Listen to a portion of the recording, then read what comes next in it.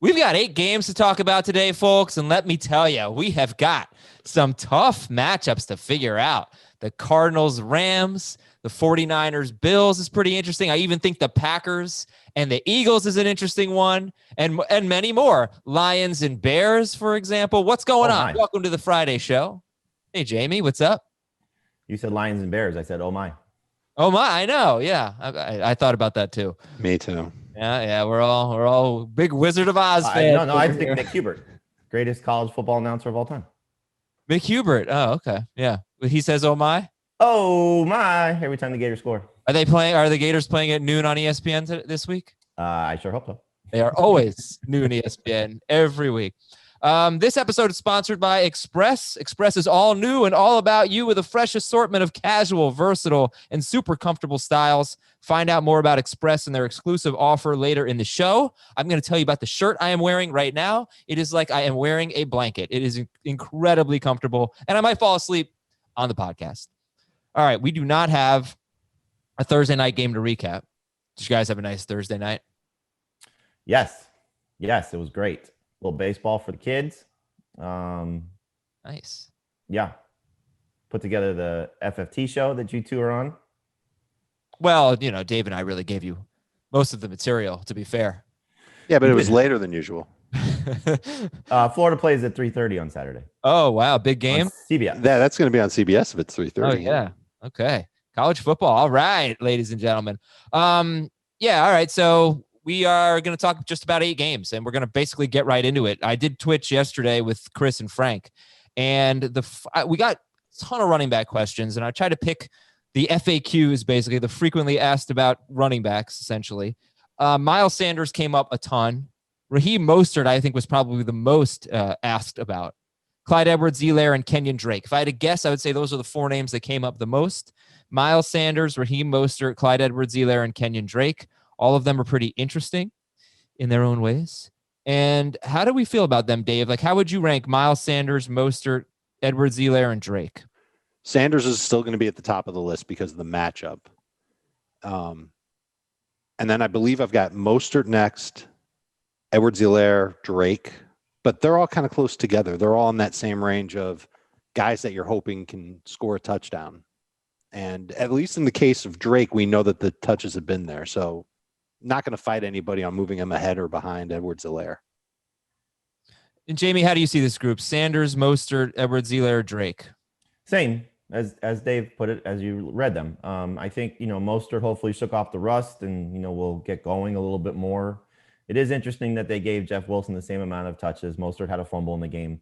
And now Tevin Coleman's off the injury list. So now you have all 4 guys at Kyle Shanahan's disposal. Hopefully he doesn't really, make this a full-blown committee and, limits Mostert. But it's a very favorable game script for Edwards-Helaire, just looking at, how he should be able to run against the Broncos. And then, as Dave said, the touches have been there for Drake. And Adam, the story that you pointed out, that you sent to us from ESPN, that teams are forcing Kyler Murray to hand the ball off and, throw the ball to his running backs. And so it's a game plan against the Cardinals, which makes sense. I'd rather Kenyan Drake beat me than Kyler Murray beat me. Mm-hmm. And so Kenyan Drake is benefiting in terms of the catches and the way that he's, being used. So I think they're all certainly in play. Drake has the toughest matchup of the group, in my opinion. So we'll see how he handles it. But I think all these guys are. Sanders is still a borderline number 1 running back just based on the matchup, and then everybody else is a quality number 2 guy. The one other thing I'll add about Drake, and this is just stunning from where he was earlier this year, he has 9 targets his last 2 games. That's the same as Chase Edmonds, and it ranks tied for 4th, obviously tied because Edmonds has the same, among all running backs the last couple of weeks. There's two backfields that are, you're seeing the starter take over the passing down work, which was making the second guy viable in PPR. One is Washington. Yep. Where you're seeing J.D. McKissic not have the same level of work like he was a few weeks ago. And then this one in Arizona. Yeah. And Drake, though, do you feel like Drake has to score? And I will say there have been 5 running backs like that all season. Yeah, but this run defense, is so good. 5 running backs with 15 or more carries against the Rams. 4 of them have scored. That's good. But 3 of them did not rush for more than 65 yards. But when we talk about these great run defenses right now, we're looking at the Saints, we're looking at the Bucs, we're looking at the Falcons. They've been terrific, especially since, as Jamie's pointed out, especially since Raheem Morris took over. But the Rams have got to be included in their last 8 games, or last 7 games. There has not been one running back that scored more than 10 non-PPR or 12 PPR fantasy points. 7 straight games against the Rams. So, how many did Mostert rush for? I think like 65. Right. Yeah. So he would have been 12 if not for the fumble. Okay. Did he get hurt in that game? I don't even remember. Mostert? Yeah. The first time. I'm talking about last week. Oh, last week. Oh, no. I don't remember. He had 16 carries for 43 yards and a touchdown. Sorry, I thought you meant his first meeting with them. He had 17 carries for 65 yards. That game he got hurt in. Yes, that's the game where he hurt his ankle, and then Hasty. I don't think he got hurt last week. No, it was the first game against the Rams. Yeah. The last game last week against the Rams, great example. Mostert, yards per carry machine, like one of the most efficient running backs. 16 carries, 43 yards. He did score though. Yeah, and that was the first game without Kaiser. True. Miles Sanders, I want to talk more about him because you guys are the highest on him. And the score scares me a little bit here. Green Bay is a lot better than the Eagles. It's a home game. By the way, this is the home team watch party presented by Lowe's. If you want to join us. Wait, hold on. What did you say? Back up again. Green Bay is better than the Eagles. Yeah, I want to call CBS Sports Net and tell them to put that on a ticker. Adam Azer. Packers better than Eagles. Yeah, it's a home game for Green Bay. And I don't know. Look, they've had 6 games where they've won by 10 or more points. And even in all 6 of those games, a running back has had 100 yards or a touchdown. But only one running back had more than 57 rushing yards. And that was Montgomery last week. Because you just don't get a lot of carries in those games. You get the lead running backs had 12, 8, 16, 14, 12, and 11 carries in those games. So you see the point I'm getting at here. I see a path where there's not a lot of carries for Sanders.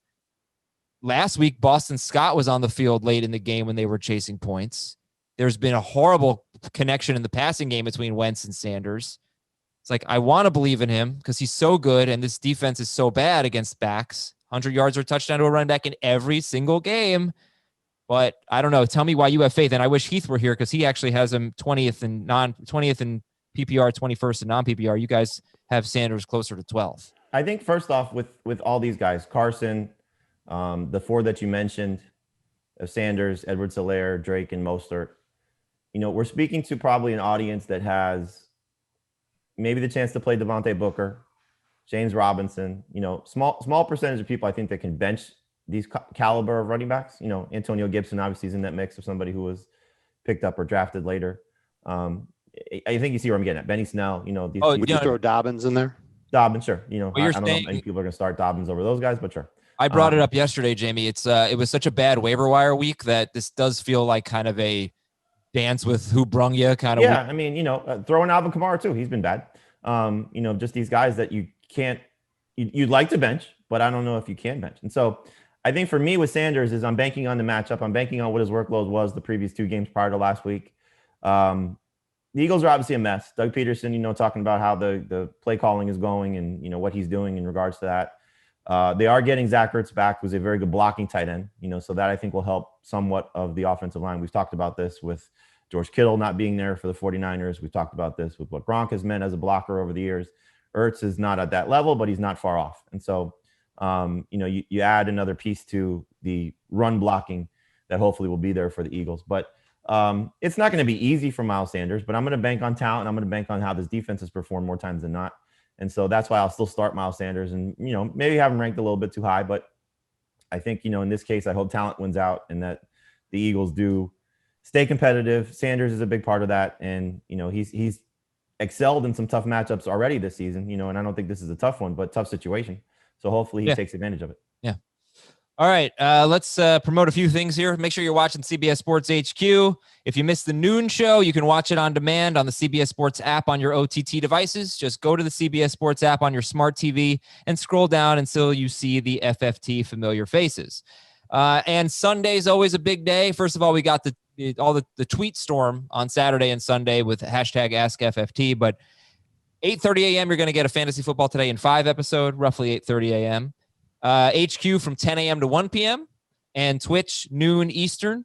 And 4 p.m., the Lowe's Home Team Watch Party presented by Lowe's, of course. Packers-Eagles. We're having Jordy Nelson and Brian Westbrook join us. Hey. Yeah, going to be fun. B West. Yeah, he used to do some fantasy stuff with the CBS crew back He did. Yep. All right, news and notes.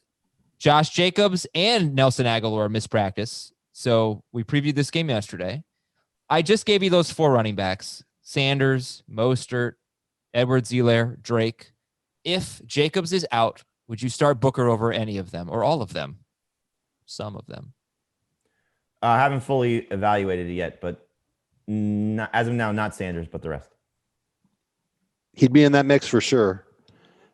Jets' run defense actually hasn't been a nightmare, and I'm a little worried about the offensive line blocking for him for Vegas. So he may be right behind Drake. Still a number 2 running back. Okay. Kyler Murray practiced in full, which is good. There was this quote. And I would say this, if you're desperate for a receiver, if Aguilar's out, go pick up Henry Ruggs. Oh, Renfro or Ruggs? Who would you guys turn to there? I'd probably still lean toward Renfro just because that seems to be a guy that Derek Carr trusts. And you saw last week, 7 targets. So maybe that's a sign of things come. And just remember how he closed last season. He was a big part of what their offense was. But Henry Ruggs wasn't there. And obviously that big play potential is more in Ruggs' favor than it is for Aguilar. And we saw them try to get Ruggs going a little bit last week indoors against the Falcons. Should have had a touchdown if he kept his feet in bounds. 3 deep targets in the game. Aguilar had 1 that was called back by a penalty. Renfro had 1. I think that they might try and make it an emphasis to get the ball to Ruggs this week downfield against the Jets. I would certainly think that would be the case because the Jets secondary is so bad. But if they can't run the football, it would make sense for Renfro to pick up targets. So I kind of like both of them as sneaky DFS plays. You could potentially stack up the Raiders against the Jets. Okay, yeah, I like it. I'm just looking for what it's worth. Devontae Booker's roster percentage is still 52%. So those of you in 10-team leagues, remember, people are out of it at this point. So yeah, those of you in 10-team leagues, go take a look. I'll tell you just one thing. I did it in a 10-team league. I dropped Giovanni Bernard for Devontae Booker. You could drop your kicker for Devontae Booker, and if Jacobs is ruled out, you just drop somebody else to find another kicker. You do. Oh, I hate that. Yeah, well, That's sorry. So it's part of the strategy. There's dirtier things that can happen in fantasy football than somebody dropping their kicker. They still got to drop somebody else. I hate what you're doing. I think it's dirty. Okay. I don't like it. Benny Snell's also only 55%. Do it if you don't want to cut anybody else on your team until Sunday. Yeah, Benny Snell's 55%. So it is that time of year. Earlier in the year, Booker and Snell would be rostered in a lot more leagues. All right, more news, guys. Kyler Murray practiced in full. Deandre Swift, he didn't have the same energy level, according to Adrian Peterson. The concussion really affected him. He's cleared the protocol. We're hoping he plays. If he does play, we're going to preview this game later, but real quick on Swift. If he does play, are you going to feel like he's, is he a confident start for you? If he gets in a full practice on Friday, then I think you have to buy into him being okay. He's listed on the injury report with an illness, non-COVID related. So, I to the symptoms maybe that they were talking about, who knows what maybe he's dealing with. But if he's out there, you got to trust it. Maybe not a number 1 running back. I have him ranked 7th right now, so maybe not to that level. But again, probably better standing than these other guys, especially if Akeem Hicks, who's missed practice for the Bears, is out. That run defense is not the same without him there. I wonder if AP's comments were misconstrued. Like he said he had that low energy level and wasn't feeling right. And I wonder if people took that. I took it as, it's a side effect of the concussion, that he's just not feeling so good. But then he cleared the concussion protocol, like we said. So yeah. I am optimistic if he's there on Sunday and Akeem Hicks is not, that he can have a very good game. Hicks, though, was limited in practice on Thursday. So he came back. He missed practice Wednesday, but he did practice on Thursday. So that was, we'll see. Happy for Hicks, disappointed for Swift. I'm still going to start Swift even if Hicks is there. I just might not be as bullish on him. Right. All right. Chris Carson was limited in practice. Carlos Hyde has not been practicing. So we will talk about that game. Daniel Jones missed practice. We don't expect him. Julio Jones missed practice. There's only been, I got the exact stat later, but there's only been 1 wide receiver this year who's had 7 or more targets against the Saints and not had a good game. or not had like 73 yards or a touchdown, and that was Russell Gage. But he actually did end up having, I think, 12 PPR fantasy points because he had a ton of targets. But yeah, so keep that in mind if you're in a deep league. He could be okay because Julio Jones missed practice and Zacchaeus is on IR. A.J. Brown missed practice with a hip injury. Real quick, are we worried about A.J. Brown's status? If he misses practice on Friday, yeah. Okay. Adam Humphries returned to practice. That might be a replacement. Has he cleared the protocol yet, though?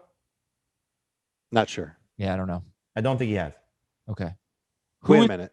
He hasn't. Which protocol are you talking about? Concussion protocol. Okay. Yeah. Okay. I don't know if he has or not. COVID, obviously. Who's playing for Miami? Quarterback. Quarterback? I think yeah. So Tua says he's feeling fine. Flores said he's going to take it to Sunday to make the decision on Tua's health. They say if Tua's healthy, he's going to play. So, if I'm a Ryan Fitzpatrick fantasy manager and that's the guy I'm counting on, I'd like to have Mitchell Trubisky as a backup just in case. Yep. There's a site that I look at for sports betting information, and they've got Tagovailoa as the starter, listed as the starter. So I think the consensus from the odds makers is that Tagovailoa is going to play. Okay, and how about the running backs for the Dolphins? Again, they don't have to list Myles Gaskin on the injury report because he's still on IR. So it's a little frustrating to know exactly what the status is. And then yesterday they practiced in the bubble, so nobody was allowed to view their practice. So as of Wednesday, he was practicing on a limited basis, wearing a sleeve on his knee. They can activate him at any time. You don't know if they're going to save him potentially for next week's game when they have the Chiefs. But Ahmed also practicing on a limited basis. So there were some leagues where Ahmed was dropped. I think you should go check to see if he's available. DeAndre Washington, I believe, still not practicing for the last 2 days. So if both guys are out in terms of Gaskin and Ahmed, and Washington doesn't play, then it's the Matt Breida show again. So take a look at Matt Breida just in case if you're in a deeper league. So it's a little bit of a mess right now. For me, at least, if Gaskin plays, I'm going to start him. If Gaskin's out and Ahmed plays, I'm going to start Ahmed. If those guys are all out, then Matt Breida, I think, is the one you want to look at. Okay. Who is playing for Baltimore, Dave? Well, they're not counting on Lamar Jackson until he's cleared to practice. So once that happens, once he's off the COVID list, and they've got 3 days to do that, they're not counting on him. But I think there's a pretty decent chance that he makes it back. Dobbins has been cleared already. Mark Ingram's been cleared already. I don't know the status of Mark Andrews, but I would assume he's almost in the same boat as those guys Lamar have not been Jackson. Cleared from an IR standpoint, though. They're still on IR. So for those of you stashing the Dobbins, COVID list, you can still stash them on IR. Okay, perfect. And then on defense, Brandon Williams is a candidate. He's already been taken off the COVID list, but he's got an injury that he's dealing with. Ankle. And Judon and Calais Campbell are still, I believe they're both still on the COVID list. Not sure. They're both on the COVID list. Okay. All right. That game against Dallas is on the slate on today's show. Josh Gordon for the Seahawks. He will be eligible to play in week 16 and 17. It'll be nice to see him back. Jonnu Smith missed practice. That's A.J. Brown and Jonnu Smith. So if you're a Ryan Tannehill fantasy manager, you might want to make alternate plans here. And Anthony Firkser, I guess, could be a deep league option. Or Jeff Swaim. They got Swaim involved in the passing game last week. Debo Samuel missed practice. It was called precautionary. Clyde Edwards-Helaire missed practice with an illness. Zach Ertz was limited in practice. We are ranking him, expecting him to play. Irv Smith missed practice. Akeem Hicks limited. Fletcher Cox missed practice. And that would be good news for Aaron Jones, who's been struggling a little bit lately. Who? All right. What's up? Who missed practice? Never mind, Jamie. I said it once. That's all you're getting.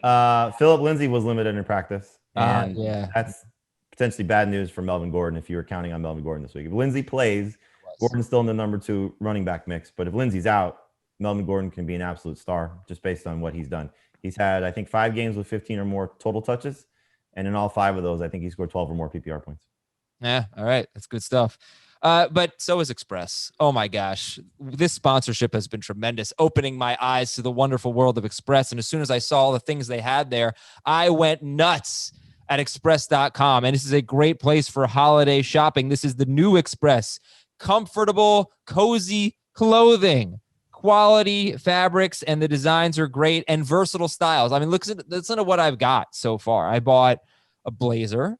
I bought 2 ties, 3 button-down shirts, a t-shirt, a sweater, I think maybe socks. Yeah, some dress socks. That's right. And this shirt is the first time I'm wearing it, other than when I tried it on. This is part of the Comfort Nick collection, and it is so comfortable. They say it's like wearing your favorite sweats. Yeah, it's like I'm telling you, it's like wearing a blanket right now. It's warm. It's just terrific, and I strongly recommend the Luxe Comfort Knit collection. Get on that. So it's all new. It's all about you. They've got styles. They've got fits for everyone. If back in the day you were like, oh, Express doesn't have anything that fits me, wrong. They've changed. It's better. They got men's clothing. They've got women's clothing. They've got accessories. They've got so much. Just go to express.com and check it out. And this is, like I said, it's holiday time. You're looking for stuff to buy. You're not going to believe the prices on Express. So affordable, such great stuff. And I absolutely love it. Go to express.com right now and check it out. They've got great holiday deals. Buy online, pick it up in the store, get it delivered, whatever you need to do. All right, this week is going to be a reckoning for the NFC East. They are going to get their butts kicked. The NFC East teams are playing Pittsburgh, Green Bay, Baltimore, and Seattle. Good luck to all of you. Let's do Beat the Waiver Wire. There's Cam Akers, 68% rostered. Mentioned Benny Snell. Might want to just get him. Devontae Booker, you never know. But Cam Akers, maybe he emerges. Some DSTs. Carolina gets Denver. You got the Dallas-Cincinnati game. I don't know if you want to trust the DST. Oh, that game has to be played. Really? I don't know. Andy Dalton Bowl. Yeah. Oh, yeah. Tennessee is at Jacksonville. Arizona is at the Giants next week. Green Bay is at Detroit. San Francisco is against Washington. Yeah, I don't know. I love the way the Niners defense played last week. They're getting healthier, and Kinlaw is starting to make some big plays. They could end up finishing very strong this year. I didn't even check their roster percentage. Let's see what we got. They are, I think they're pretty high. 51%. So okay. Go get them. Phillip Rivers at Las Vegas could work for you. Green Bay's playing Detroit, so maybe Allen Lazard or MVS. Not a bad idea to just stash Kiki Cutie if you can, see what happens this week, or Coulter, right? Is that who you've been touting? Coulter and keeper leagues for sure. And Colin Johnson also. If Chark and Conley remain out, then Colin Johnson absolutely is on that list. And San Francisco running back situation, I don't know. I mean, Jeff Wilson got a ton of work. Tevin Coleman's back. My guess is if those guys are relevant, that's a bad thing because Mostert's not going away. Right. Let's do the start-o-meter here for the last three games we're going to preview. Giants and Seahawks. Any Giants that you're confidently starting? Evan Ingram, just because of his position. And Wayne Gallman, just by default, is a top 24 running back. Yeah, I don't love Wayne Gallman this week because of the quarterback situation, and he's going to need to score, which is obviously something he's done. But I think the touchdown streak ends this week, and the production goes south as well. Are you starting him or Duke Johnson? I would start Duke in PPR. Okay. We disagree on that one, but I'm just not a Duke Johnson fan, I guess. But I they're both low end number 2 running backs. I don't feel great about Wayne Gallman either. You're going to start Zach Ertz, Kyle Rudolph, or Evan Ingram? Ingram. Ingram. Okay. How about for Seattle? You know, I mean, the Giants have had a pretty solid defense. I do think they might get exposed this week because this is a much tougher matchup than what they normally get. But they did all right against Pittsburgh. They held Pittsburgh under their season scoring average. They held Tampa Bay under their season scoring average. So they did a respectable job against those two teams. Did really well against the Rams. Yeah, it's going to be a tough spot. But anyway, like Tyler Lockett, Russell Wilson, everybody's starting Metcalf. Lockett and Wilson, how confident are you in them? Wilson's still very confident. I'm not going to worry about him.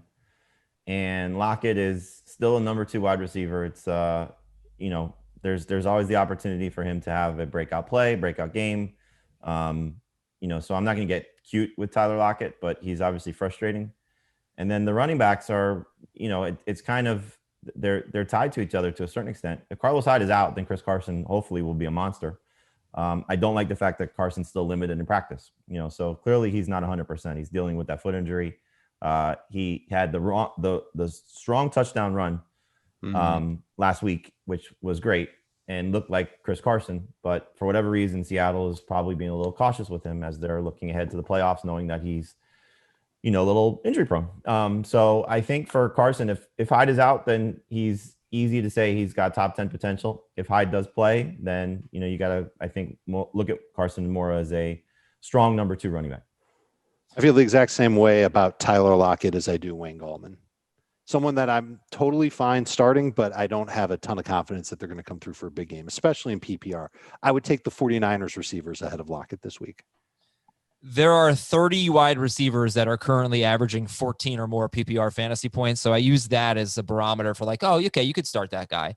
And only once this year have multiple wide receivers scored 14 PPR fantasy points or more against the Giants. And that was, of course, the Washington football team with McLaurin and Cam Sims. All right, next game is the Dallas-Baltimore game. Yeah, this is the toughest game to preview because Baltimore is... we don't know who's playing for them, but who are you confidently starting in this game? J.K. Dobbins for sure. I think last week proved that Gus Edwards isn't even trusted as the lead back for them. He didn't get a ton of carries. And I know it was Pittsburgh and then the defense showed up as opposed to the last time those two teams met, but I bet they can't wait to get J.K. Dobbins back on the field. And I bet the Cowboys are not going to be pleased one bit with him being back on the field. So I would imagine that his workload would be very strong, and he's got a chance to give you a lot of fantasy points this week, well over 12 in PPR leagues, for example. I like him. I'd be starting Dobbins as a low-end number 2 running back. I think they're still, look, you got to throw out last week's game. They didn't have their quarterback. They didn't have their starting center. Their offensive line was a disaster. Everything was a mess for the Ravens. Their tight end was out. It was just everything was a total disaster. And then, facing Pittsburgh. So I hope it's what we saw from Dobbins in his previous game when he had 17 total touches. But you have Edwards still there. You have obviously Mark Ingram was going to come back as well. So is Dobbins going to just step into that? It's the same thing like Jonathan Taylor. Are they both going to step into what their roles were in the last time we saw them? Or is it going to be more of what the season has been mostly for Dobbins, obviously? So I'm hopeful, but confident, no. Okay, yeah, Dave is the high guy on Dobbins this week for sure. Dobbins or Mostert? Dobbins. Dobbins or Taylor? Dobbins. All right, so it is easy. Dobbins. See the difference there. Well, if Dobbins does get like 15 carries, he's probably going to have a huge game because the Cowboys suck. Yeah, it's a big if, though. I mean, we just haven't seen that from them.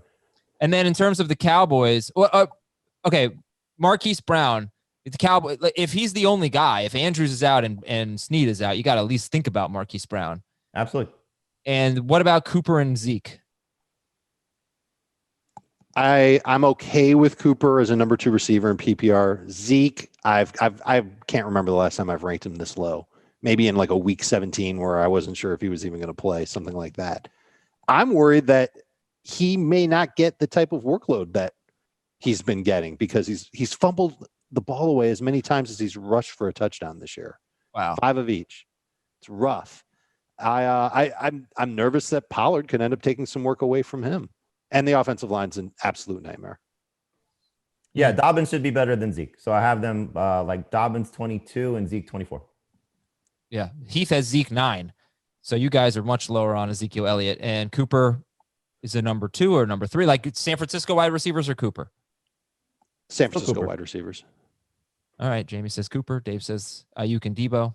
Yeah, Jimmy Smith left that game last week. I don't know how healthy he'll be. Marcus Peters hasn't been playing well the last couple of weeks. So Humphrey's going to make things tough on these guys, but he's all by himself at this point, potentially, in terms of how he's playing. Especially if Judon's not there, Calais Campbell's not there, we'll see how this defense looks. So I still think Cooper, has proven himself to be heavily targeted, and he's in my opinion, safest wide receiver in this game. Jacksonville, I agree with that. Yeah, safest receiver in the game for sure. Jacksonville, Minnesota. Easy. Start Robinson and all the Vikings, basically. Yeah, pretty much. Yep. I kind of like Tyler Eifert. He should have had 2 touchdowns last week. He did have 1. It was actually a great throw from Mike Lennon for the first touchdown. And he's had at least 4 targets in each, I think it was like past 6 games. He's been like on fire in that regard. He's been getting the work.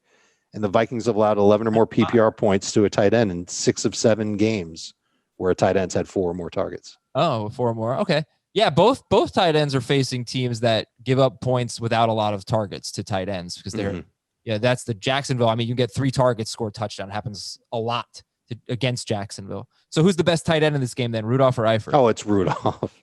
Okay. All right. Absolutely. Rams at Cardinals. That's our first game. It's a lot here. Stat of the game number 1. Robert Woods has 5 games this year with fewer than 40 yards. Cooper Kupp has 5 games with 50 or fewer yards. So a little bit worse for Woods than Kupp. Woods is top 12 in both formats. Kupp is top 26 in both formats. But, they're frustrating. They're annoying. I imagine you're just starting them, though. They're better on the road than they are at home. I don't really buy that because Goff's thing, for most of his career was he was better at home, right? And this year, all of a sudden, he's better on the road. Oh, I don't know about him necessarily being better on the road. I mean, some of his worst games have come on the road, but those guys have performed well on the road. I think some of his bet. Let me tell you something. Let me tell you something about Jared. Oh boy, I tried. This is what I try to do. I try to find why. We'll tell you the what in terms of rankings. I'm trying to help with the why. I can't find a why for Jared Goff. For example, like when is he going to have a good game? The MO on him. When he's under pressure, he stinks. But 3 of his 4 best games have come against teams that are top 10 in pressure rate. Is it score? Sometimes when he's been good, they've given up a lot of points and he's had to throw. Is it lack of running game? Sometimes when he's been good, they've run the ball well and sometimes they haven't. There is no consistency. There is no predictability. I cannot stand Jared Goff. He is impossible to evaluate. Okay. He's been very turnover prone. Multiple turnovers the last several weeks as well. He's just not playing very consistent football. Especially fantasy wise. Like the game against Seattle, he played really well. He threw for over 300 yards, but they ran 3 touchdowns in. So that hurt his production in that game. Then he comes back the following week and he has 3 touchdowns, but he had 2 interceptions on top of it. So he's just not consistent at this point. And so I think just looking at it, anytime he has a somewhat difficult matchup, you got to avoid it. If he has a favorable matchup, you could somewhat buy into it. But he's in that gray area of if you don't have to start him, don't start him. Okay, but I won't spend much time on Goff because we have more important players to think about. But he has 4 games this year with 28 to 30 fantasy points and 6 point per passing touchdown leagues. 4 huge games. And now I'm checking. All of them were on the road. At Philadelphia, at Buffalo, at Washington, at Tampa Bay. And he also has one of his worst games on the road, which is at Miami. I know, but he hasn't had 1 good game at home, and he's had 4 great games on the road. All right, so that's that. Let's stick with the Rams here. We're not starting Goff. The running backs, is Akers just wait and see, or like as a flyer, or what? He's far more of a wait and see than a guy that you should confidently start. You can't have confidence in starting him, but he looked a lot better than Darrell Henderson last week. I know the stats obviously say that, but if you go back and you watch, Henderson looks like he's regressed. It looks like he's bumping back into the butts of his offensive linemen. He's running to contact. Doesn't seem to have very good vision. Akers has better vision. I love the physicality on the 2 runs after the 61-yard run that he had. That's what set them up in the red zone, and then he scored 2 plays later. I think that he's looking more and more like the guy that we saw at Florida State.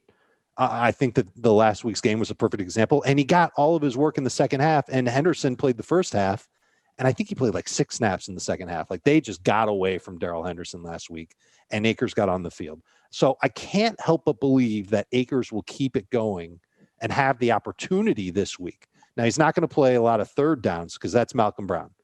But maybe he's their guy in the red zone. He's had 2 red zone touchdowns each of the past 2 games, and he scored the goal line jobber last week. That wasn't Malcolm Brown in there. It was him. So okay. I'm absolutely stashing him. I'm trying to get him in as many leagues as I can. And I would start him if I was really desperate at running back this week. Okay. Would you start Frank Gore or Cam Akers? I would rather start Gore because I love his matchup and I love the opportunities he's been getting. All right. Wide receivers, Woods and Kupp, number 2 guys? Absolutely. Yep. Okay.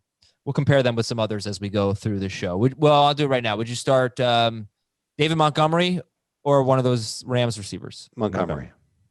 Okay. Would you start Ezekiel Elliott or a Rams receiver? Rams receiver. Rams. Yep. I'm assuming we're not starting a Rams tight end. No. Okay. Let's talk about Kyler Murray, guys. Yes, the story I sent, story from ESPN.com, really good breakdown. It was like, have teams figured out Kyler Murray?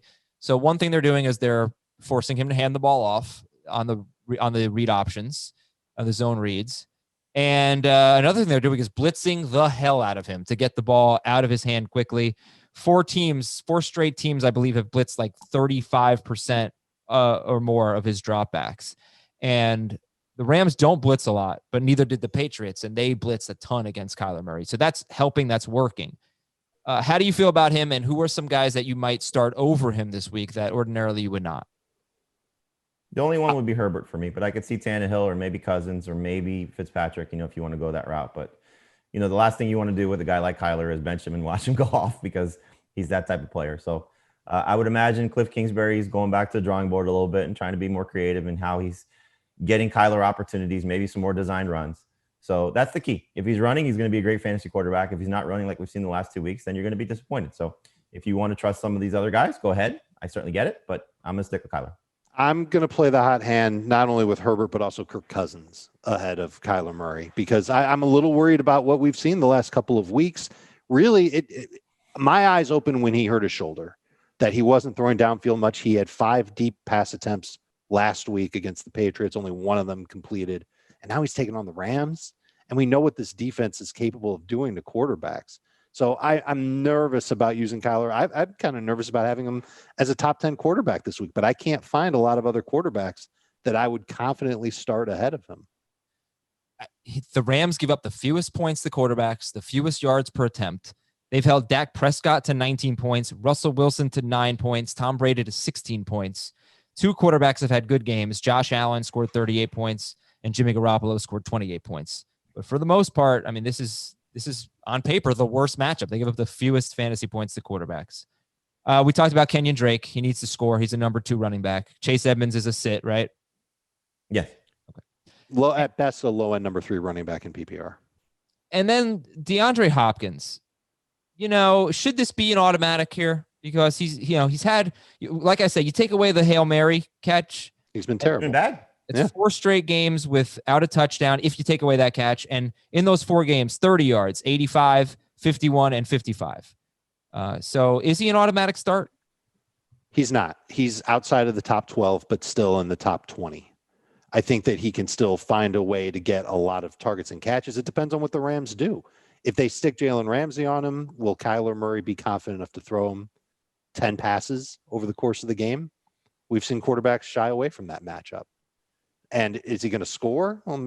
He hasn't really done a lot of that lately, except for the Hail Mary. So I'm more nervous about him in non-PPR than I am in full PPR. But there's certainly a lot of evidence over the last month that really you can't love what you're getting out of DeAndre Hopkins. Again, we could sit here and say till we're blue in the face, don't start DeAndre Hopkins. His start percentage is 98%. Yeah, I know. But still, he's not a DFS play. He's not somebody that it's Alvin Kamara, it's Kyler Murray, it's DeAndre Hopkins, it's Tyler Lockett. It's these players who you've drafted to be starters that there's a small percentage of people that have options that they feel more comfortable with or are willing to bench these guys for. And so you just got to either A, take your lumps and stick with the guy who got you here, or B, be creative with your line. Like, don't start Rashad Perryman over DeAndre Hopkins. Don't start Nelson Aguilar over DeAndre Hopkins. What? No. But no. What about the running backs? What about David Montgomery? What about DeAndre? Sure. If you have 2 great receivers and you have to put one of your third great receiver in a flex, typically, yes. In 10-team leagues, can you get away from DeAndre Hopkins? Probably so. But in 12-team leagues or larger, it's hard to do that. That's just the nature of what we do. 3 receivers that you might have drafted significantly later than Hopkins: Devontae Parker, Deontay Johnson, Justin Jefferson. Yeah, all better. I like them better. I don't know if I'll feel that way about Parker if Tua is under center. But those are 3. And I think Brandon Cooks could be a 4th.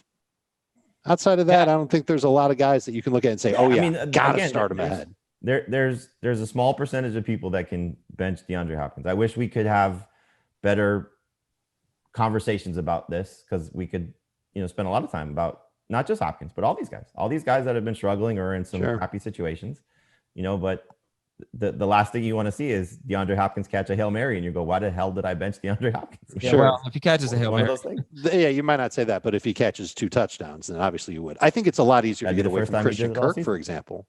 Yeah, Kirk is a sit, right? Yeah, Kirk is an easy sit. Yeah. All right, and the Rams DST is 7th for Jamie, 4th for Dave, 8th for Heath. And that's the end of that chapter. Philadelphia at Green Bay. Thank you, Dave. I already gave a stat of the game here. The Green Bay's won 6 games by double digits, and lead running backs have had 12, 8, 16, 14, 12, and 11 carries. It's a scary number there for Sanders, and only one running back had more than 57 rushing yards in those games. Well, you guys talked about it. You're confident in him. This is one of the best matchups you can get. You guys are sitting Carson Wentz. He's outside the top 20. You're starting Miles Sanders. I'm going to assume you are not sitting any Philadelphia wide receivers. I'm not starting. Correct. You are not starting any Philadelphia wide receivers. If you are playing me, I hope you are starting Philadelphia wide receivers. Correct. Correct. All right. So with Zach, let's assume Zach Ertz plays. Talk to me about Goddard and Ertz. And, look, the Packers, they give up the 9th fewest points to tight ends, but they usually don't do that well against the good ones. They're probably not that good against tight ends. So Goddard and Ertz, Jamie, what do you think? I'm still starting Goddard for one more week just to see what happens. We've seen enough of a pattern, even from this team in particular. When a guy comes back off of injury, there's a little bit of a lull in how he shakes off the rust. And so Ertz hopefully will get, for those of you starting him, 5 to 7 targets. I hope that's the case for him, but I don't think they're going to go away from Dallas Goedert because he's their future. I don't think Zach Ertz is coming back next year.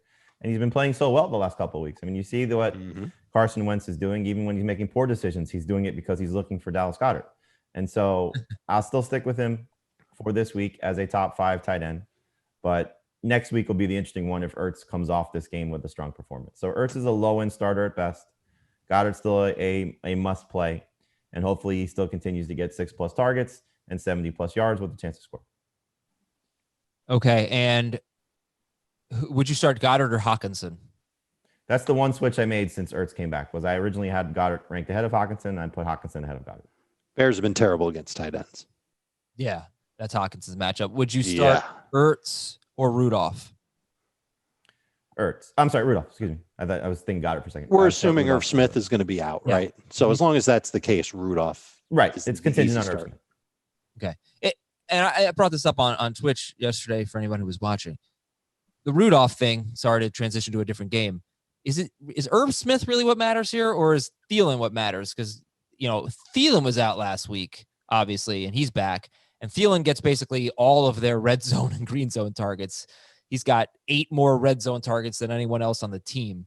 So I don't know. I don't want to fall into a trap with. I love the matchup though for Rudolph. It's a trap.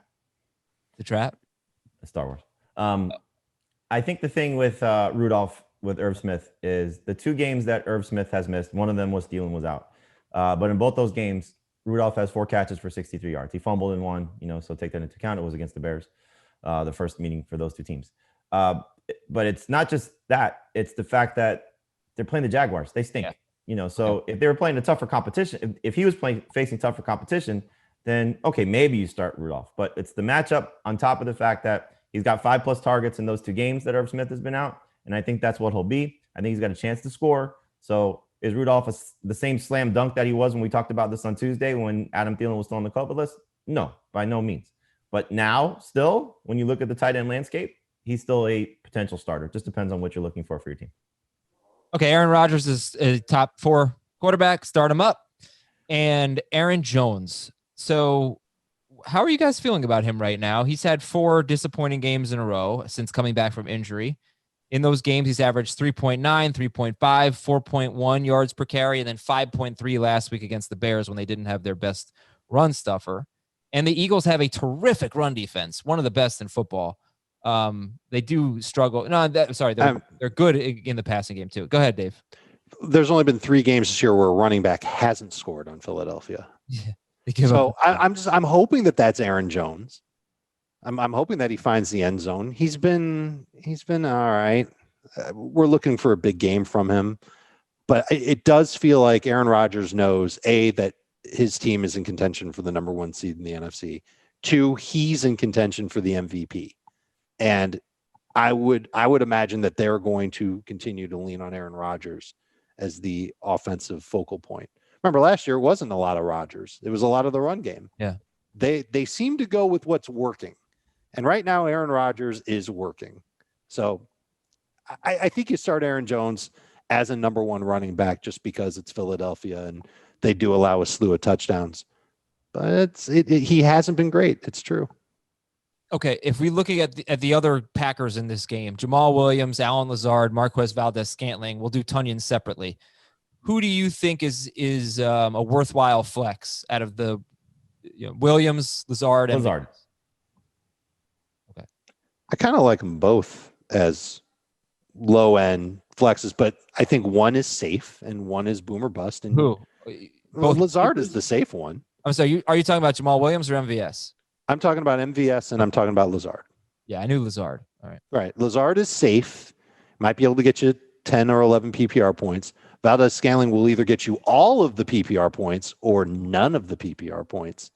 And I'm not a believer in the Philadelphia secondary. Last week's game for Lazard was weird because he scored the touchdown early in the game. Then he got banged up and the score was just completely out of whack. They didn't need so he didn't need to be out there. Right. So he's played now 5 games this season. He's got 12 or more PPR points in 3 of them. And one of those was the first game back, after the long layoff. So factor that into the equation. I think this is a good matchup for him. I think they're going to still be able to throw. Dave's right. They're trying to get Aaron Rodgers the MVP. I think Lazard is going to have another opportunity to score in this matchup. So he's a borderline starter for me. All right. And Robert Tunian is top 10 for you guys. He's behind Kyle Rudolph and Eric Ebron, but he's ahead of Zach Ertz. You can start him. And he's been playing pretty well lately. He's been playing well. The matchup isn't great.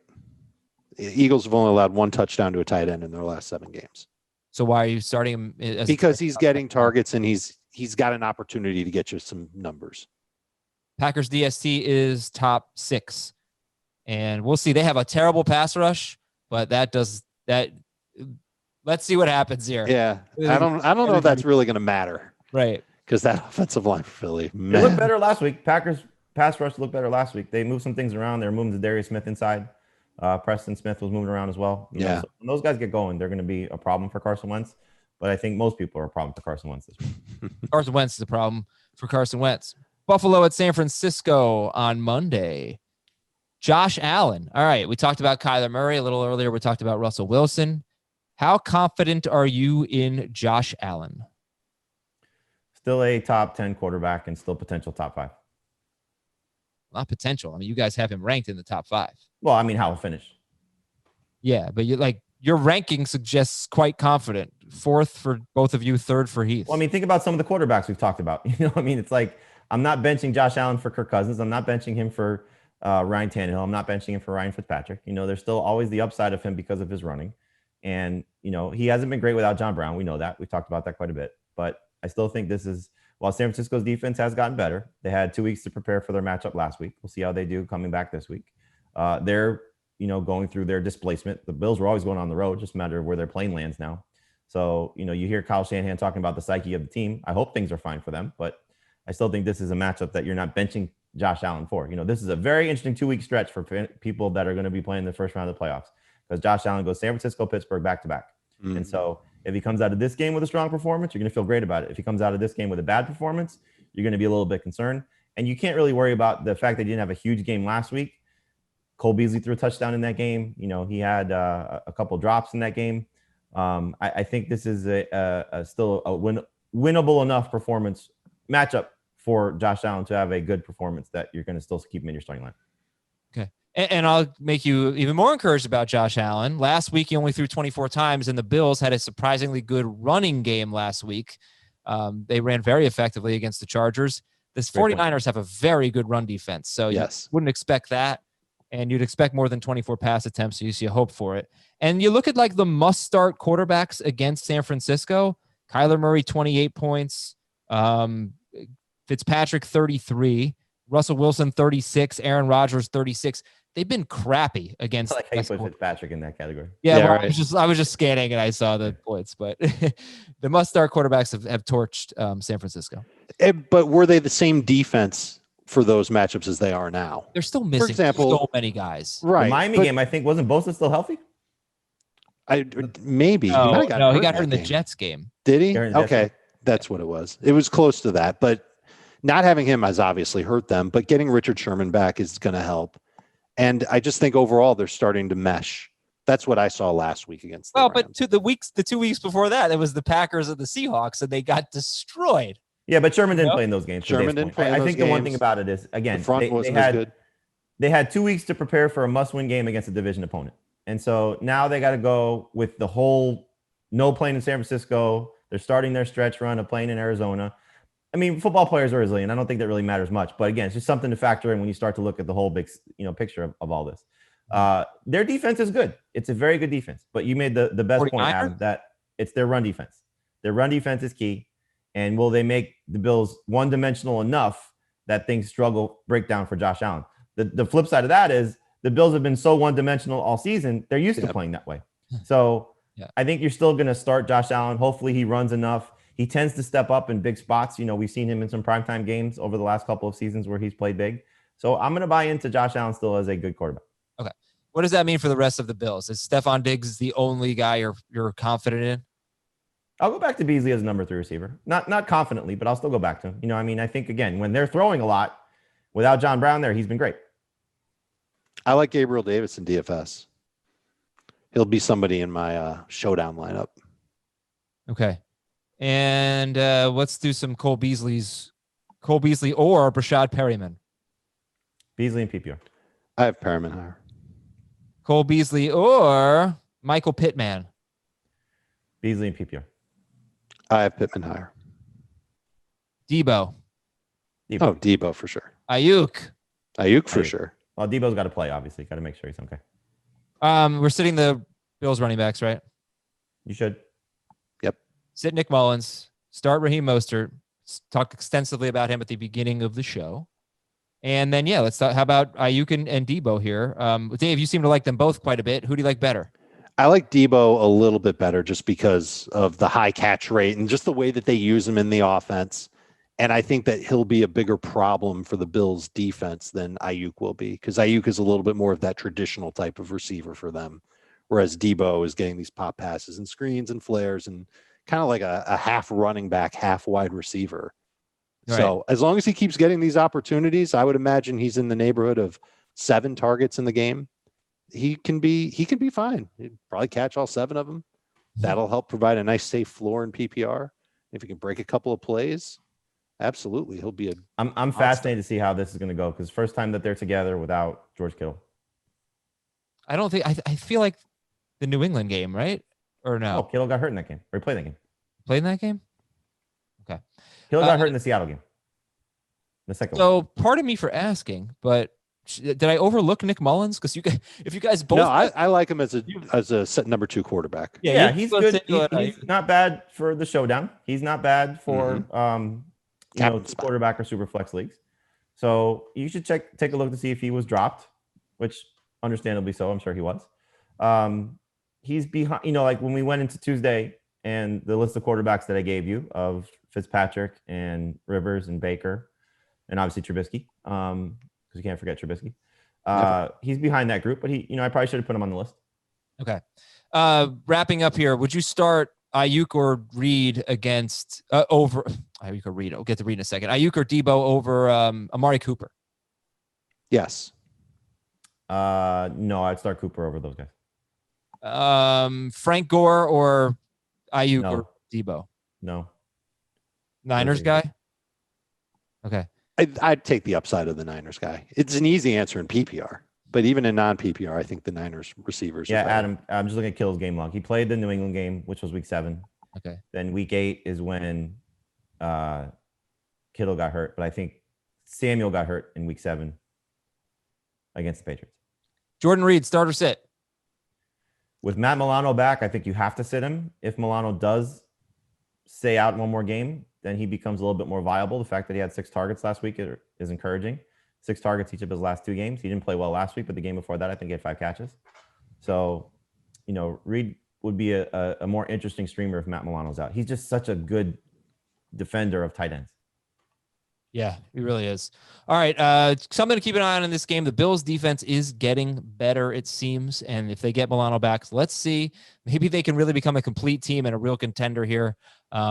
Be interesting to get the reaction to that. We'll see on Monday night. We're gonna take. I'll tell you, if they come out of both these teams come out of their week 13 game healthy. Pittsburgh Buffalo is going to be a fun one to watch. Mm-hmm. Terrific.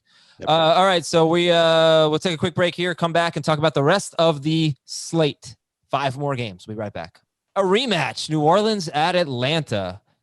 Okay. Are we confident in any running back in this game against 2 of the better run defenses in football? You're going to start Kamara. There's not enough evidence to say that you absolutely positively have to sit him down. You just can't look at him as a top 5 running back. Gurley, if he plays, you're crossing your fingers and hoping he scores. It didn't happen the last time these 2 teams played. Horrible. Yeah, so you should try to get away from Gurley. Yeah, no, the Saints haven't given up a rushing touchdown to a running back since week 4. And they're going for 50. We're going for 50? 50 straight games without a 100-yard rusher if they do it this week in the regular season. And who was the last guy to get it? Samaje Perine. That's right. Of the Washington football team. I mean, this is not a DFS game to target, folks. These defenses are playing pretty well, especially New Orleans. They've won 8 in a row. And let's talk about Taysom Hill versus Matt Ryan. How do you guys see this one? If Matt Ryan has Julio Jones, it's obviously closer. But you know what Taysom's going to give you from a rushing standpoint as a floor. Forget about the touchdowns. He'll give you 30 to 50 rushing yards because he's shown you that now in 2 straight games. So, if he's going to run with the chance to score 1 touchdown, and the last time these 2 teams met, if that's the only thing you're going by, because I think they really were so scaled back last week against Denver that, he'd probably be in the neighborhood of 25 passes again. And if he can get 200 yards passing and 50 yards rushing, if he gets you a couple touchdowns on that, he'll be good. If he doesn't, then he's going to be bad. So he's a low-end starter for me. I would start Cousins over him, Tannehill over him, Fitzpatrick over him if he starts. Big Ben, those type of guys. Trubisky? I'm sorry? Trubisky. I'm not there yet. I have Trubisky over him. Trubisky's, track record against Detroit makes me a little bit more confident. Detroit's defense makes me a little bit more confident. Like we said, this is really the one game where the Falcons defense tripped up since Raheem Morris has taken over. They've been really solid with him running the show. Now, that's weird because he was a defense coordinator, but this unit has played great. And we saw last week that they were awesome against a good Raiders team coming in based on what the Raiders have done. So in their building, they're better. I just don't think it's like in terms of Trubisky and Taysom Hill, you kind of know Taysom Hill has to run, and whatever you get throwing the ball on top of it is a bonus. Trubisky, he'll at least have a little bit more competency throwing the ball, which is strange. Falcons tried doing some different things defensively against Taysom Hill the first time, and it didn't work out for him. Usually they play a lot of zone, and that's what the Broncos did against Taysom Hill last week, and he struggled against it. I'm nervous about Taysom Hill, and I might get to the point where I'll take Trubisky ahead of him. I certainly think Trubisky has more upside than Taysom Hill, and it really could be just as simple as double team the heck out of Michael Thomas, and then just make that great run defense show up against Taysom Hill and try and focus those front 7 to try and corral him a little bit, because he did not throw the ball nearly as well last week as he did 2 weeks before. Okay. Alvin Kamara and Michael Thomas. Are there any, would you start Kareem Hunt over Kamara? I originally had it ranked that way. I switched it after our show yesterday, but I mean, they're kind of similar. You'd like to see Kareem Hunt doing a little bit more, but Kamara, I think, is still, you're going to hope at some point Sean Payton gets creative enough to get him the ball in some certain spots to make him a little bit more comfortable. And that's an easy way to make Taysom Hill a little bit more comfortable too. And that would be the great counterpunch for New Orleans to go with in this game against Atlanta, is to use him more in the passing game and try and negate that front for Atlanta. I've got Kamara higher. He's got way more upside. Alvin Kamara or Miles Sanders this week? Kamara. Kamara and PPR, Sanders and non-PPR. All right. Latavius Murray's a number 3 running back. He had a bunch of carries last week, 19 of them, but typically he's in the 8 to 12 carry range and doesn't get a ton of catches. So don't be too fooled by last week's performance. And then Michael Thomas, you guys talked a lot about DeAndre Hopkins and how he's still a good start. You could theoretically get away from him, but in all likelihood, you're starting him. Would you start Hopkins or Michael Thomas? Like how do they compare? Hopkins. I mean, Thomas is, it's the quarterback situation. Again, there's a 2-game sample size. You can't really look at the game last week from the Saints perspective and say they were doing anything creative, because they just wanted to get their win and go home, and knowing that the Broncos offense was going to be so inept, and that's the way it played itself out.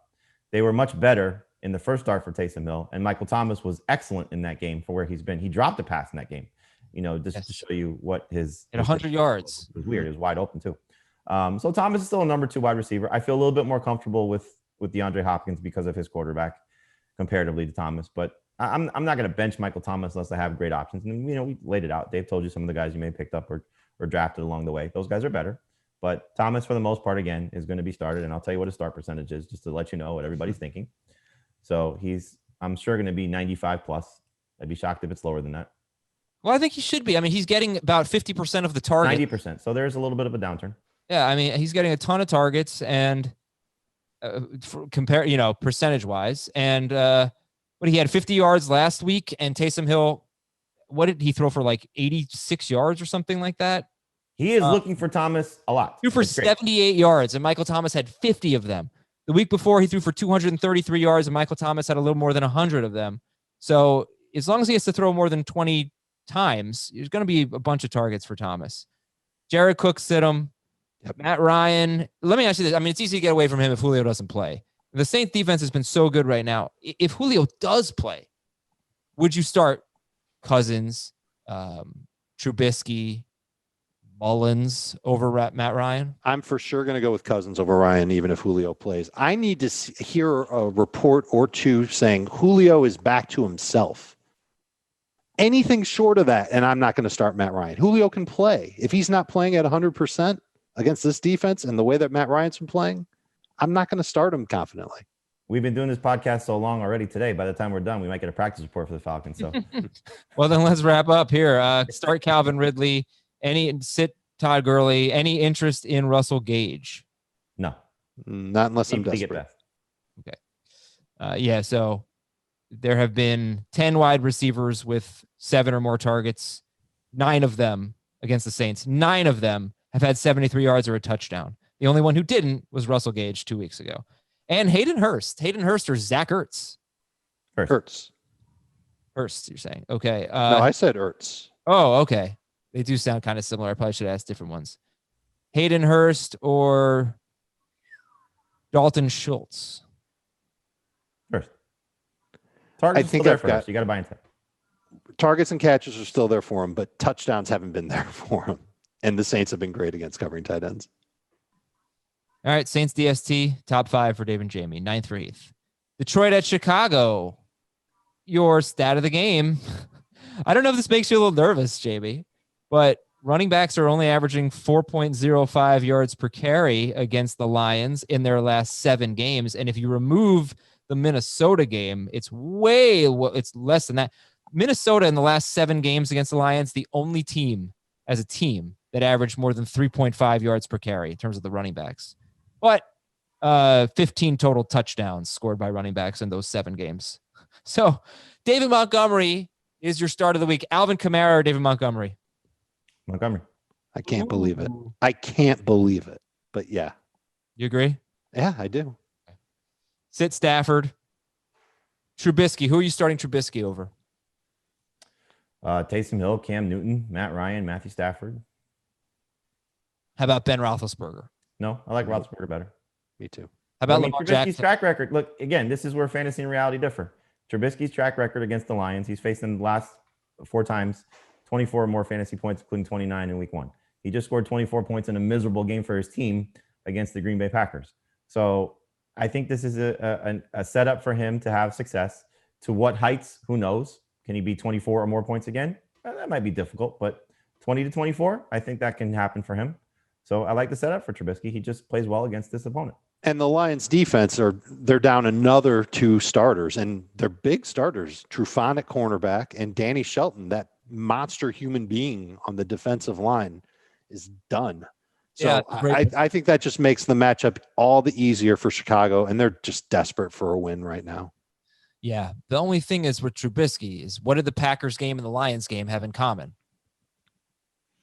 They're down. Garbage time. Yep. He was terrible through 3 quarters in both games. That's true. That's very true. So you that's a little bit of a concern, I think, because if they win, that would be like if they have a good game, and I think they did win the first game. Right. The garbage time turned into meaningful time because they came back in that one. I guess I shouldn't call it garbage time, but it was catch-up mode, and it was all in the fourth quarter. Oh no, it was garbage time. I mean, they made it a game because Detroit couldn't do anything offensively, but they were down 3 touchdowns. They were down 3 touchdowns. Wow. Okay. Yeah.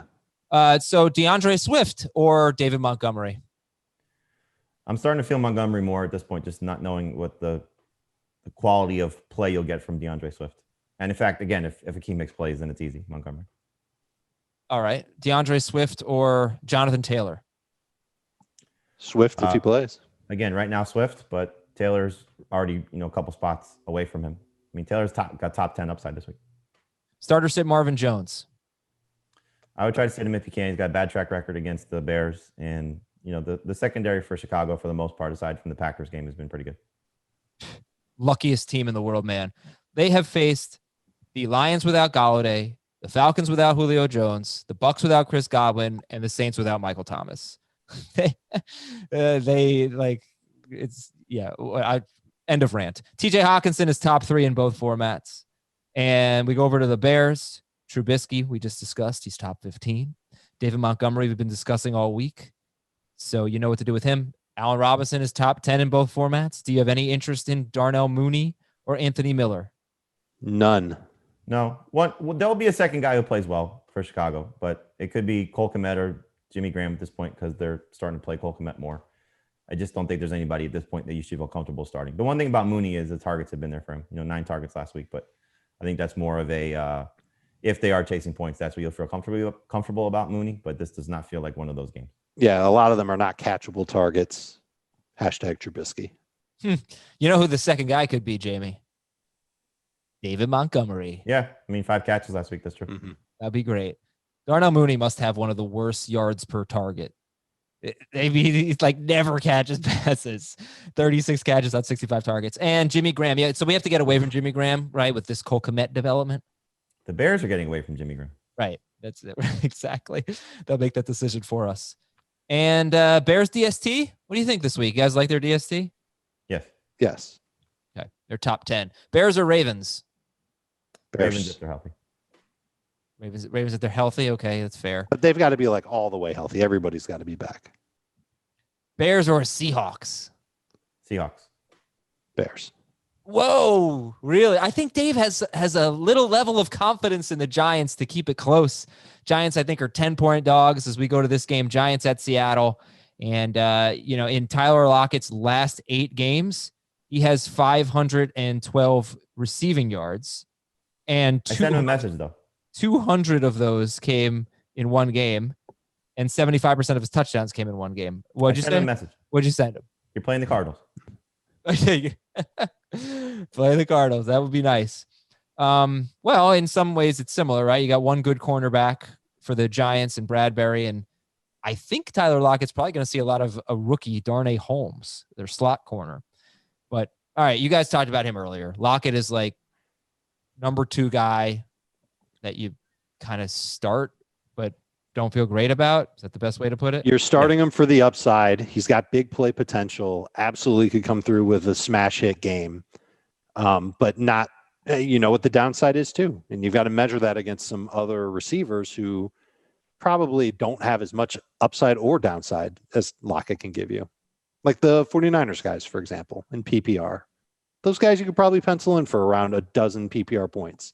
And we can't quite do that with Lockett. He might get you 32 or he might get you right. The ceiling is higher for Lockett. The floor is lower for those guys. For him. Yeah. What if you're taking on a team in your league that's just been scoring points like crazy?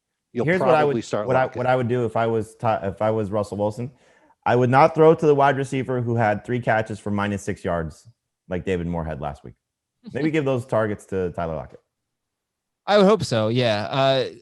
So Chris Carson or Tyler Lockett, who would you start?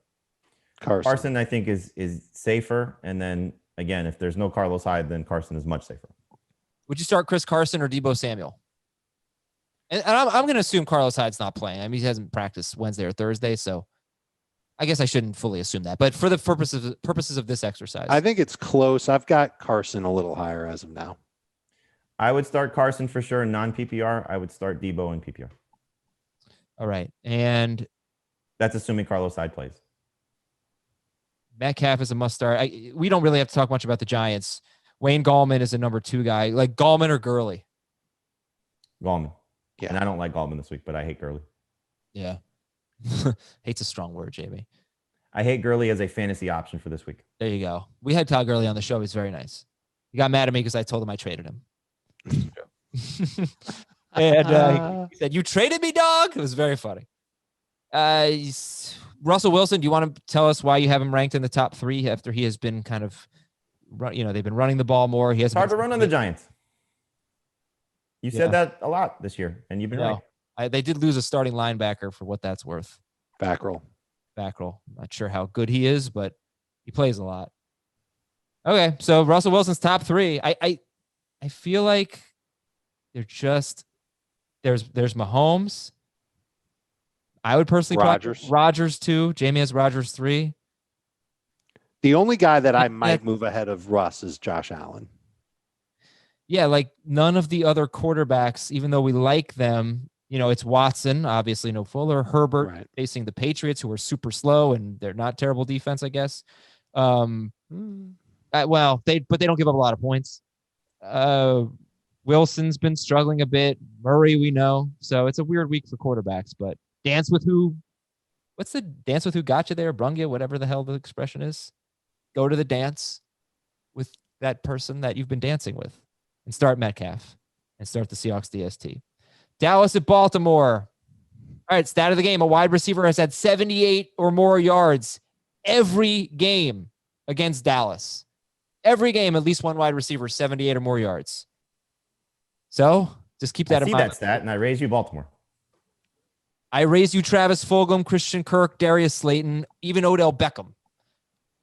Those were... Yeah, I gotta say, he doesn't usually get 78 yards. That guy hasn't scored any fantasy points in like the last 4 weeks. What scenario would it take for you to start Marquise Brown?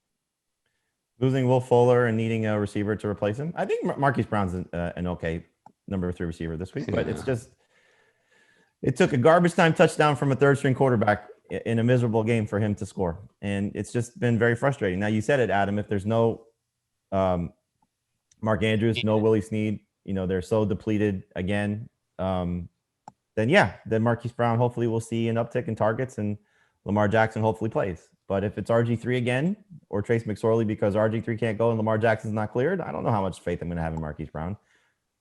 You'll have none. You won't have any. It would have to be Jackson. Let's do this game. Let's say if Lamar Jackson plays, where are you ranking Lamar Jackson? Ahead of Trubisky, right around 12. Yeah. It won't be super high. Okay, so you'd take like Tannehill over him. I think I might. I'm not sure. Assuming AJ Brown. I feel like we've been burned so often by Lamar Jackson, and this matchup should be perfect for him, but he just hasn't played well. Like there's a big part of the problem here that's on him for not throwing the ball well, not making good decisions with the football, not running as much as he did last year. He's still running plenty though. I mean, by comparison to most quarterbacks, hell yes. But compared to the MVP season, hell no. He's approaching, I think he's on pace for over 900 rushing yards per 16 games. So like he's a huge asset in the running game. All right. So you're saying like low end starter. Low end starter is a great way to put it. J.K. Dobbins, Dave much higher on than Jamie and Heath. Jamie's got him as like a number 2 guy, low end number 2. Dave has him as a low end number 1 guy. He's expecting that workload, and the Cowboys are just brutal. 5th most fantasy points allowed to running backs. We talked about Marquise Brown. Obviously, if Mark Andrews starts, you're going to start him, right? Yes. And then Zeke, Jamie, as much as Jamie's not super pumped about J.K. Dobbins, he does have Dobbins just ahead of Zeke. And Dave has Dobbins way ahead of Zeke. Zeke is a low-end number 2. But Zeke would be ahead of Gurley for sure. What about Gallman or Zeke? I take Zeke over Gallman. I believe I have Gallman ranked ahead of Zeke. Okay. It's closer in non-PPR than it is PPR because I still think that, Zeke, I'm still hopeful Zeke will get a couple catches. And Amari Cooper is worth starting. He has, I want to say 79 or more. Yeah, 79 or more yards in all 4 games that Andy Dalton has started. So wahoo. And he had a huge game last week. Yeah, Dalton features him. I mean, it's nice to see. Yeah, and Dalton Schultz is like 15th or lower. You don't really want him. You're hoping for 8 PPR points. He's been getting you catches. That's been the nice thing about Schultz. Baltimore DST is top 10. Start them. And they could rise higher depending on the news that we get before the game on Tuesday. Remember, this is a Tuesday game. So we hopefully have some updates for you. Well, we've done the show so long that practice reports are coming in. And good news for the Colts, DeForest Buckner has been active. Hey. Yeah, all right. That is big news. Bad news for Duke Johnson. Bad news for the Texans. Yeah. Okay, Jacksonville at Minnesota. I'm going to give you guys 60 seconds on this game. Dave, go. Robinson is the best start on Jacksonville. Everybody is the best start on Minnesota. Tyler Eifert is a sleeper if you're desperate at tight end. Nib High School football rules. DJ Chark, let's talk about him. Starter sit. If he plays? Maybe a number 3 receiver. Maybe. Cole Beasley or DJ Chark? Beasley and PPR. Yeah, go Chark and non-PPR. Okay, last one. How about Ezekiel Elliott or DJ Chark? PPR. Zeke still. Zeke's got more upside. And you'd start Kirk Cousins over Lamar Jackson, even if Jackson is playing. Yes. Andrew's back. Yeah, I can't get away from the track records of both quarterbacks against Jacksonville. They've been putting up points like crazy, and Kirk Cousins has been putting up points like crazy. The only thing you got to fear with Cousins is that the run game is just so dominant and that the Jacksonville offense is inept, and you get one of the stronger defensive games for the Vikings that we've seen all season, which could happen because Jacksonville's offense could be inept because Mike Glennon's not a good quarterback. So, Cousins' pass attempts been low. The nice thing about Cousins is he's been 30 more pass attempts in the last 3 games, which we know for him is big. So what did you make of a 21-point game for Cousins, or is it going to be a 28-point game for Cousins? What did you make of Gary Kubiak saying that Dalvin Cook is beat up? I mean, he left the game last week, so he's with an ankle injury. I wonder if that means that they are going to be open to the idea of letting Kirk cook. I don't think they're ever open to that, nor should they be. But he's playing well. I think that this is the perfect time for them to be open. You don't have to cook that much to have a good meal against Jacksonville. That's true. Because they're tied with New England. It's the floor for Cousins this week should be safe because the matchup's good. He's been good at home, and he's playing very well. His November was among the best months he's ever had in the NFL. And Cook's beat up. And but still. Look, I'm still starting Cook. Yeah. All right. They're still going to run the ball, and it's like what happened with the Packers last week. Is the passing game going to set up the game flow where Cousins does enough to give them a lead, and then they just get conservative in the second half? I can certainly see that happening, which is the fear with Cousins. But he's playing well enough, and the matchup suggests he should have another good game, and he's been great at home. So I'll buy into that. Cool. And yeah, you guys talk too much. Like you couldn't let me discuss that I cooked an unbelievable meatloaf last night. Dave, you would have loved it. It was really great.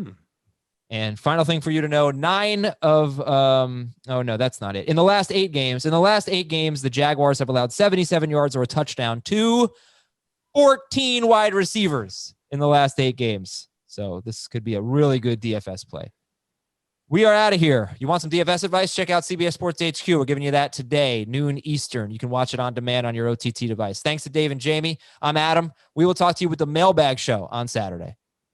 Want more of the Fantasy Football Today podcast and nonstop year-round fantasy advice? It's simple. Hit the subscribe button and hang with us all throughout the year.